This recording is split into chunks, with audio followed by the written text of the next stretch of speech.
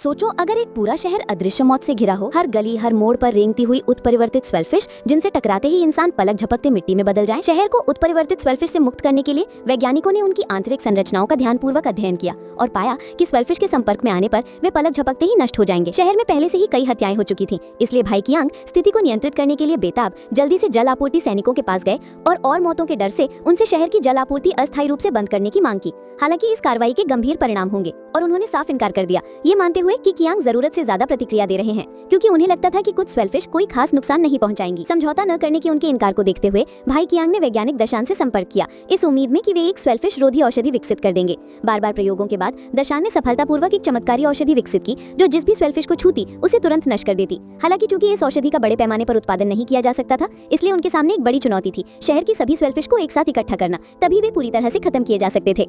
अचानक भाई कियांग को कुछ सूझा और वे स्वेलफिश के ठिकाने की तलाश में शहर की ओर चल पड़े। फिर उन्होंने एक आरामदायक सुरक्षात्मक सूट पहना और अपने एक साथी को शहर के सीवरों तक ले गए। चूंकि स्वेलफिश को केवल इसी छोटे शहर में देखा गया था, इसलिए उन्हें शक था कि सीवर ही उनका निवास स्थान है। हालांकि जैसे ही वे नीचे उतरे, उन्होंने जमीन पर स्वेलफिश को रेंगते हुए पाया जो स्पष्ट रूप से उनका निवास स्थान था। फिर कियांग ने एक लाइटर से तारों को जलाया और हजारों वोल्ट बिजली का इस्तेमाल करके सभी स्वेलफिश को राख में बदल दिया।